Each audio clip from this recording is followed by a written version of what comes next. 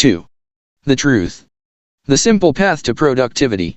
Be careful how you interpret the world, it is like that. Eric Heller. Unclenched. For many years, I suffered from trying to live the lies of success. I began my career assuming everything mattered equally, so in an effort to cram it all in, I attempted too much at once. Frustrated, I eventually began to doubt I had the discipline or will to achieve success at all. As my life continually fell out of balance, I started to consider that trying to live a big life might be a bad thing. When you try to live up to something that isn't possible, you can get pretty down. I was pretty down. In an attempt to make it all work, I began to bear down even harder. You might say that I started to clench my way to success. I really did. I thought that this might be the way you went through life with your jaw clenched, your fist clenched, your stomach clenched, and your butt clenched. Leaning forward, breath held and body taut, tight, and totally tense. I just assumed that was the feeling of focus and intensity as I struggled to live with the lies.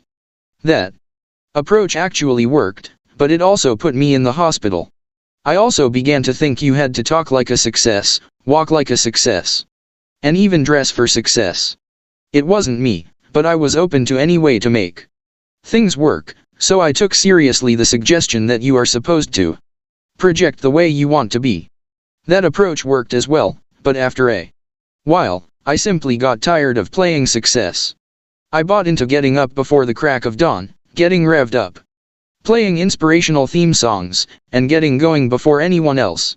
In fact, I became so full of this thinking that I would drive to the office while the rest of the city slept and then crash at my desk just to make sure that I beat everyone else to work. I started to accept the notion that maybe this is what ambition and achievement looked like as I fought the good fight. I would hold staff meetings at 7:30 in the morning and, at 7:31, would actually shut the door and lock out anyone who showed up late.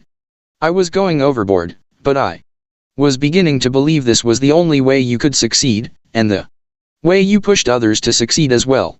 This approach also worked, but in the end it also pushed me too hard, others too far, and my world over the edge.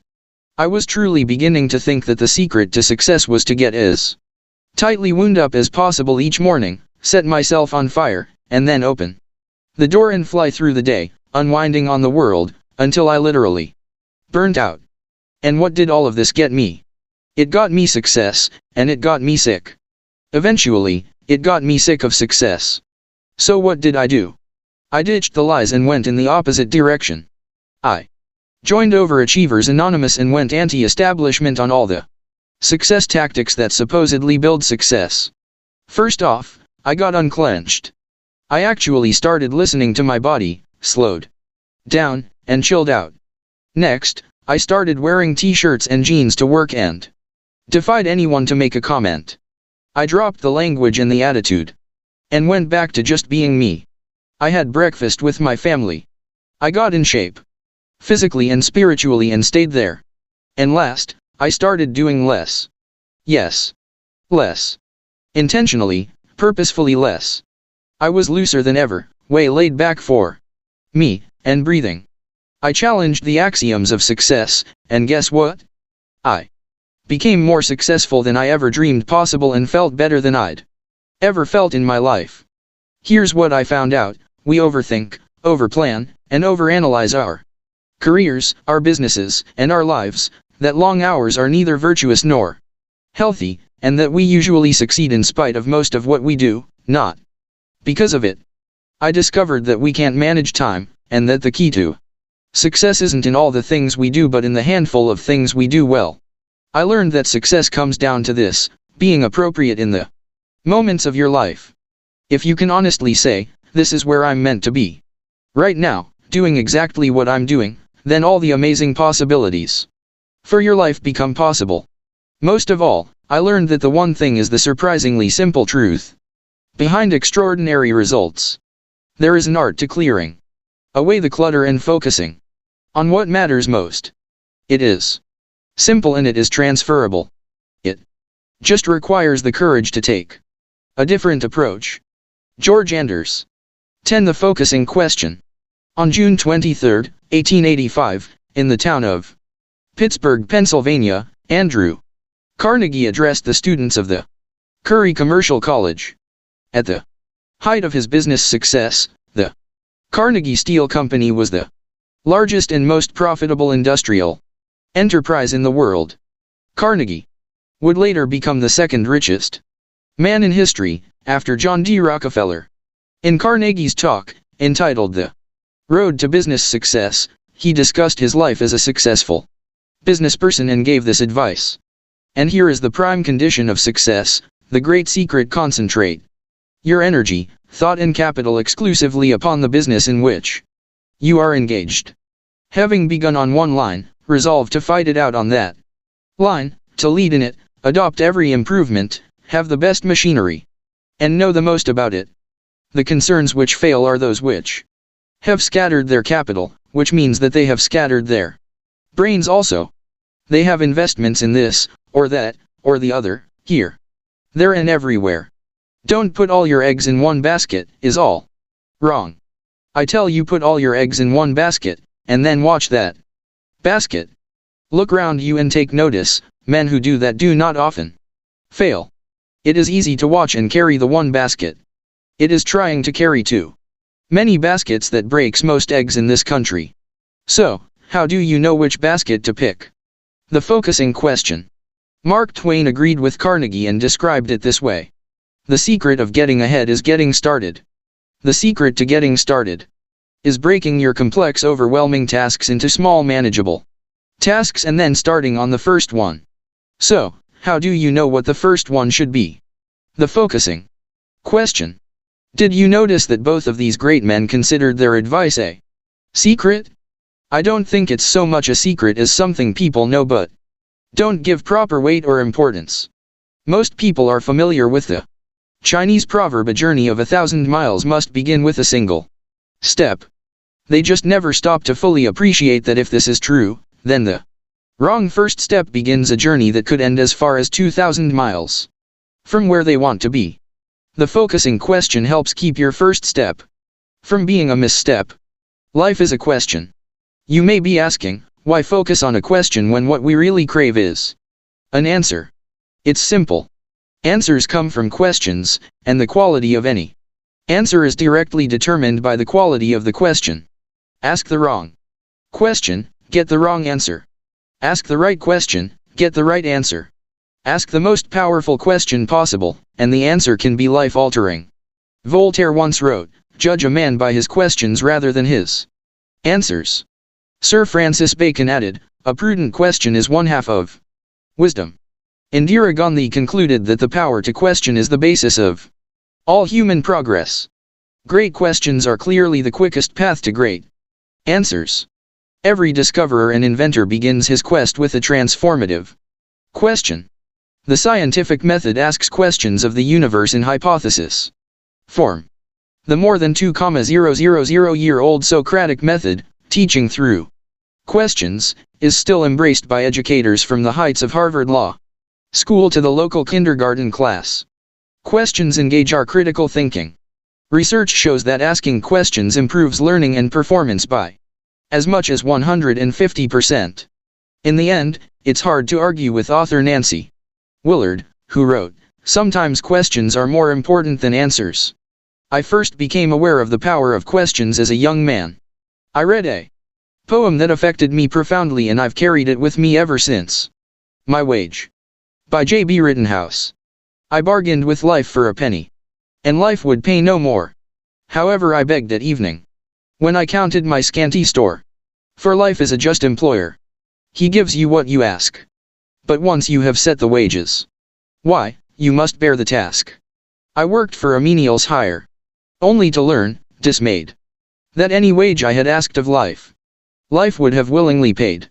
The last two lines deserve repeating: any wage I had asked of life, life would have willingly paid. One of the most empowering moments of my life came when I realized that life is a question and how we live it is our answer. How we phrase the questions we ask ourselves determines the answers that eventually become our life. The challenge is that the right question isn't always so obvious. Most Things we want don't come with a roadmap or a set of instructions, so it can be difficult to frame the right question. Clarity must come from us. It seems. We must envision our own journeys, make our own maps, and create our own compasses. To get the answers we seek, we have to invent the right questions. And we're left to devise our own. So how do you do this? How do you come up with uncommon questions that take you to uncommon answers? You ask one question, the focusing question. Anyone who dreams of an uncommon life eventually discovers there is no choice but to seek an uncommon approach to living it. The focusing question is that uncommon approach. In a world of no instructions, it becomes the simple formula for finding exceptional answers that lead to extraordinary results. The focusing question is so deceptively simple that its power is easily dismissed by anyone who doesn't closely examine it. But that would be a mistake. The focusing question can lead you to answer not only big picture questions, where am I going? What target should I aim for, but also small focus ones as well, what must I do right now to be on the path to getting the big picture? Where's the bullseye? It tells you not only what your basket should be, but also the first step toward getting it. It shows you how big your life can be and just how small you must go to get there. It's both a map for the big picture and a compass for your smallest next move. Fig 15. The focusing question is a big picture map and small focus compass. Extraordinary results are rarely happenstance. They come from the choices we make and the actions we take. The focusing question always aims you at the absolute best of both by forcing you to do what is essential to success. Make a decision. But not just any decision, it drives you to make the best decision. It ignores what is doable and drills down to what is necessary, to what matters. It leads you to the first domino. To stay on track for the best possible day, month, year, or career, you must keep asking the focusing question. Ask it again and again, and it forces you to line up tasks in their layered order of importance. Then, each time you ask it, you see your next priority. The power of this approach is that you're setting yourself up to accomplish one task on top of another. When you do the but those woulda, coulda, shouldas all ran away and hid from one little did. Shel Silverstein. Right task first, you also build the right mindset first, the right skill first, and the right relationship first. Powered by the focusing question, your actions become a natural progression of building one right thing on top of the previous right thing. When this happens, you're in position to experience the power of the domino effect. Anatomy of the question. The focusing question collapses all possible questions into one. What's the one thing I can do / such that by doing it / everything else will be easier or unnecessary? Part 1. What's the one thing I can do? This sparks focused action. What's the one thing tells you the answer will be one thing versus many. It forces you toward something specific. It tells you right up front that, although you may consider many options, you need to take this seriously because you don't get 2, 3, 4, or more. You can't hedge your bet. You're allowed to pick one thing and one thing only. The last phrase, can do, is an embedded command directing you to take action that is possible. People often want to change this to should do, could do, or would do, but those choices all miss the point. There are many things we should, could, or would do but never do. Action you can do beats intention every time. Part 2, such that by doing it. This tells you there's a criterion your answer must meet. It's the bridge between just doing something and doing something for a specific purpose. Such that by doing it lets you know you're going to have to dig deep, because when you do this one thing, something else is going to happen. Part 3. Everything else will be easier or unnecessary. Archimedes said, give me a lever long enough and I could move the world, and that's exactly what this last part tells you to find. Everything else will be easier or unnecessary is the ultimate leverage test. It tells you when you've found the first domino. It says that when you do this one thing, everything else you could do to accomplish your goal will now be either doable with less effort or no longer even necessary. Most people struggle to comprehend how Many things don't need to be done, if they would just start by doing the right thing. In effect, this qualifier seeks to declutter your life by asking you to put on blinders. This elevates the answer's potential to change your life by doing the leveraged thing and avoiding distractions. The focusing question asks you to find the first domino and focus on it exclusively until you knock it over. Once you've done that, you'll discover a line of dominoes behind it either ready to fall or already down. Big ideas. One great questions are the path to great answers. The focusing question is a great question designed to find a great answer. It will help you find the first domino for your job, your business, or any other area in which you want to achieve extraordinary results. 2. The focusing question is a double-duty question. It comes in two forms: big picture and small focus. One is about finding the right direction in life and the other is about finding the right action. 3. The big picture question: what's my one thing? Use it to develop a vision for your life and the direction for your career or company. It is your strategic compass. It also works when considering what you want to master, what you want to give to others and your community, and how you want to be remembered. It keeps your relationships with friends, family, and colleagues in perspective and your daily actions on track. 4. The small focus question: what's my one thing right now? Use this when you first wake up and throughout the day. It keeps you focused on your most important work and, whenever you need it, helps you find the levered action or first domino in any activity. The small focus question prepares you for the most productive work week possible. It's effective in your personal life too, keeping you attentive to your most important immediate needs, as well as those of the most important people in your life. Extraordinary results come from asking the focusing question. It's how you'll plot your course through life and business, and how you'll make the best progress on your most important work. Whether you seek answers big or small, asking the focusing question is the ultimate success habit for your life. Success is simple. Do what's right, the right way, at the right time. Arnold H. Glasow. 11. The success habit. You know about habits. They can be hard to break and hard to create. But we are unknowingly acquiring new ones all the time. When we start and continue a way of thinking or a way of acting over a long enough period, we've created a new habit. The choice we face is whether or not we want to form habits that get us what we want from life. If we do, then the focusing question is the most powerful success habit we can have.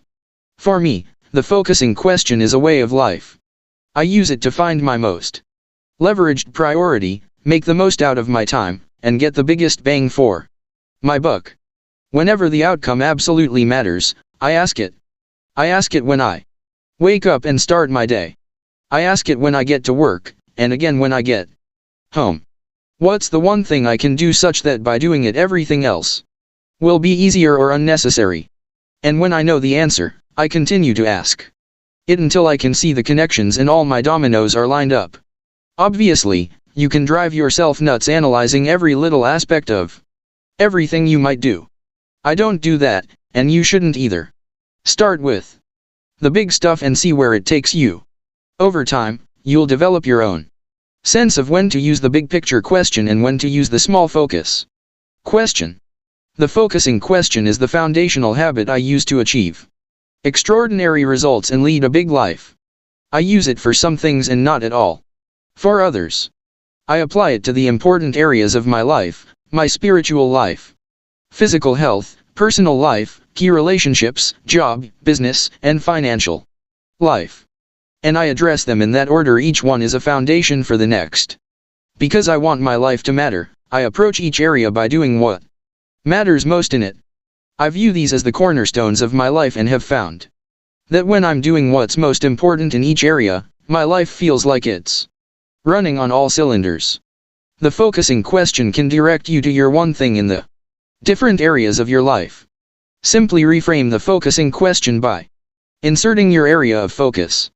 You can also include a time frame such as right now or this year to give your answer the appropriate level of immediacy, or in 5 years or someday to find a big picture answer that Points you at outcomes to aim for. Fig 16 My life and the areas that matter most in it. Here are some focusing questions to ask yourself. Say the category first. Then state the question, add a time frame, and end by adding such that by doing it everything else will be easier or unnecessary. For example, for my job, what's the one thing I can do to ensure I hit my goals this week? Such that by doing it everything else will be easier or unnecessary. For my spiritual life, what's the one thing I can do to help others? What's the one thing I can do to improve my relationship with God? For my physical health, what's the one thing I can do to achieve my diet goals? What's the one thing I can do to ensure that I exercise? What's the one thing I can do to relieve my stress? For my personal life, what's the one thing I can do to improve my skill at underscore.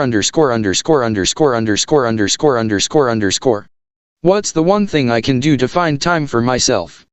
For my key relationships, what's the one thing I can do to improve my relationship with my spouse/partner?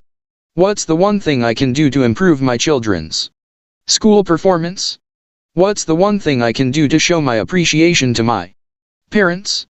What's the one thing I can do to make my family stronger? For my job, what's the one thing I can do to ensure that I hit my goals? What's the one thing I can do to improve my skills? What's the one thing I can do to help my team succeed? What's the one thing I can do to further my career? For my business, what's the one thing I can do to make us more competitive? What's the one thing I can do to make our product the best? What's the one thing I can do to make us more profitable? What's the one thing I can do to improve our customer experience? For my finances, what's the one thing I can do to increase my net worth? What's the one thing I can do to improve my investment cash flow? What's the one thing I can do to eliminate my credit card debt? Big ideas. So how do you make the one thing part of your daily routine? How do you make it strong enough to get extraordinary results at work and in the other areas of your life? Here's a starter list drawn from our experience and our work with others. 1. Understand and believe it. The first step is to understand the concept of the one thing, then to believe that it can make a difference in your life. If you don't understand and believe, you won't take action. 2. Use it. Ask yourself the focusing question. Start each day by asking, what's the one thing I can do today for whatever you want, such that by doing it everything else will be easier or even unnecessary. When you do this, your direction will become clear. Your work will be more productive and your personal life more rewarding. 3. Make it a habit. When you make asking the focusing question a habit, you fully engage its power to get the extraordinary results you want. It's a difference maker. Research says this will take about 66 days. Whether it takes you a few weeks or a few months, stick with it until it becomes your routine. If you are not serious about learning the success habit, you're not serious about getting extraordinary results. 4. Leverage reminders. Set up ways to remind yourself to use the focusing question. One of the best ways to do this is to put up a sign at work that says, "Until my one thing is done, everything else is a distraction." We designed the back cover of this book to be a trigger. Set it on the corner of your desk so that it's the first thing you see when you get to work. Use notes, screensavers, and calendar cues to keep making the connection between the success habit and the results you seek. Put up reminders like, the one thing equals extraordinary results, or the success habit will get me to my goal. 5. Recruit support. Research shows that those around you can influence you tremendously. Starting a success support group with some of your work colleagues can help inspire all of you to practice the success habit every day. Get your family involved. Share your one thing. Get them on board. Use the focusing question around them to show them how the success habit can make a difference in their school work, their personal achievements, or any other part of their lives.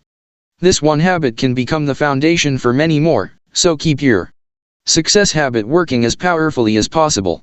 Use the strategies outlined in Part 3, Extraordinary Results, for goal setting and time blocking to experience extraordinary results every day of your life. People do not decide their futures, they decide their habits.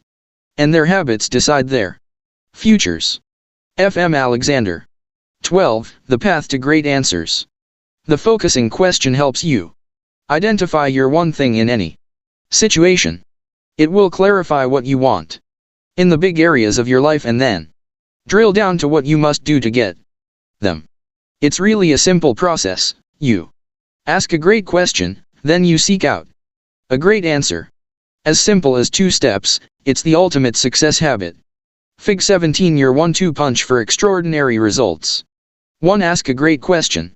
The focusing question helps you ask a great question. Great questions, like great goals, are big and specific. They push you, stretch you, and aim you at big, specific answers. And because they're framed to be measurable, there's no wiggle room about what the results will look like. Fig 18 4 Options for framing a great question. Look at the great question matrix, figure 18, to see the power of the focusing question. Let's take increasing sales as a way to break down each of the quadrants. Using what can I do to double sales in 6 months as a placeholder for big and specific, figure 19. Now, let's examine the pros and cons of each question quadrant, ending with where you want to be big and specific. Fig 19 4 Options for framing a great question illustrated. Quadrant 4. Small and specific, what can I do to increase sales by 5% this year? This aims you in a specific direction, but there's nothing truly challenging about this question. For most salespeople, a 5% bump in sales could just as easily happen because the market shifted in your favor, rather than anything you might have done. At best it's an incremental gain, not a life-changing leap forward. Low goals don't require extraordinary actions, so they rarely lead to extraordinary results. Quadrant 3. Small and broad, what can I do to increase sales? This is not really an achievement question at all. It's more of a brainstorming question. It's great for listing your options but requires more to narrow your options and go small. How much will sales increase? By what date? Unfortunately, this is the kind of average question most people ask and then wonder why their answers don't deliver extraordinary results. Quadrant 2. Big and broad, what can I do to double sales? Here you have a big question, but nothing specific. It's a good start, but the lack of specifics leaves more questions than answers. Doubling sales in the next 20 years is very different from attempting the same goal in a year or less. There are still too many options, and without specifics you won't know where to start. Quadrant 1. Big and specific, what can I do to double sales in 6 months? Now you have all the elements of a great question. It's a big goal. And it's specific. You're doubling sales, and that's not easy.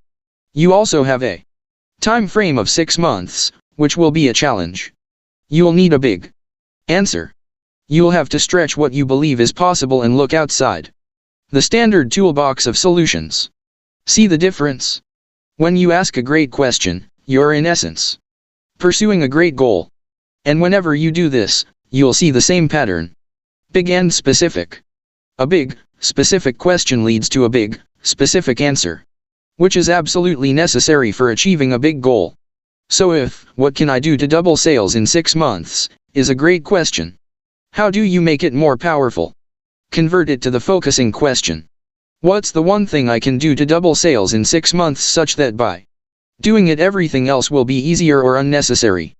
Turning it into the focusing question goes to the heart of success by forcing you to identify what absolutely matters most and start there. Why? Because that's where big success starts too. To find a great answer. The challenge of asking a great question is that, once you've asked it, you're now faced with finding a great answer. Answers come in 3 categories: doable, stretch, and possibility. The easiest answer you can seek is the one that's already within reach of your knowledge, skills, and experience. With this type of solution you probably already know how to do it and won't have to change much to get it. Think of this as doable and the most likely to be achieved. The next level up is a stretch answer. While this is still within your reach, it can be at the farthest end of your range. You'll most likely have to do some research and study what others have done to come up with this answer. Doing it can be iffy since you might have to extend yourself to the very limits of your current abilities. Think of this as potentially achievable and probable, depending on your effort. High achievers understand these first two routes but reject them. Unwilling to settle for ordinary when extraordinary is possible, they've asked a great question and want the very best answer. Fig 20. The success habit unlocks possibilities. Extraordinary results require a great answer. Highly successful people choose to live at the outer limits of achievement. They not only dream of but deeply crave what is beyond their natural grasp. They know this type of answer is the hardest to come by but also know that just by extending themselves to find it, they expand and enrich their life for the better. If you want the most from your answer, you must realize that it lives outside your comfort zone. This is rare air. A big answer is never in plain view, nor is the path to finding one laid out for you. A possibility answer exists beyond what is already known and being done. As with a stretch goal, you can start out by doing research and studying the lives of other high achievers. But you can't stop there. In fact, your search has just begun. Whatever you learn, you'll use it to do what only the greatest achievers do. Benchmark and trend. A great answer is essentially a new answer. It is a leap across all current answers in search of the next one and is found in two steps. The first is the same as when you stretch. You uncover the best research and study the highest achievers. Anytime you don't know the answer, your answer is to go find your answer. In other words, by default, your first one thing is to search for clues and role models to point you in the right direction. The first thing to do is ask, has anyone else studied or accomplished this or something like it? The answer is almost always yes, so your investigation begins by finding out what others have learned. One of the reasons I've amassed a large library of books over the years is because books are a great go-to resource. Short of having a conversation with someone who has accomplished what you hope to achieve, in my experience, books and published works offer the most in terms of documented research and role models for success. The internet has quickly become an invaluable tool as well. Whether offline or online, you're trying to find people who have already gone down the road you're traveling, so you can research, model, benchmark, and trend their experience. A college professor once told me, "Gary, you're smart, but people have lived before you. You're not the first person to dream big, so you'd be wise to study what others have learned first, and then build your actions on the back of their lessons." He was so right. And he was talking to you too. The research and experience of others is the best place to start when looking for your answer. Armed with this knowledge, you can establish a benchmark, the current high water mark for all that is known and being done. With a stretch approach, this was your maximum, but now it is your minimum. It's not all you'll do, but it becomes the hilltop where you'll stand to see if you can spot what might come next. This is called trending, and it's the second step. You're looking for the next thing you can do in the same direction that the best performers are heading or, if necessary, in an entirely new direction. Fig 21. The benchmark is today's success, the trend is tomorrow's. This is how big problems are solved and big challenges are overcome. For the best answers rarely come from an ordinary process. Whether it's figuring out how to leapfrog the competition, finding a cure for a disease, or coming up with an action step for a personal goal, benchmarking and trending is your best option. Because your answer will be original, you'll probably have to reinvent yourself in some way to implement it. A new answer usually requires new behavior, so don't be surprised if along the way to sizable success you change in the process. But don't let that stop you. This is where the magic happens and possibilities are unlimited. As challenging as it can be, trailblazing up the path of possibilities is always worth it, for when we maximize our reach, we maximize our life. Big ideas. 1. Think big and specific. Setting a goal you intend to achieve is like asking a question. It's a simple step from, "I'd like to do that," to, "How do I achieve that?" The best question, and by default, the best goal, is big and specific. Big, because you're after extraordinary results. Specific, to give you something to aim at and to leave no wiggle room about whether you hit the mark. A big and specific question, especially in the form of the focusing question, helps you zero in on the best possible answer. 2. Think possibilities. Setting a doable goal is almost like creating a task to check off your list. A stretch goal is more challenging.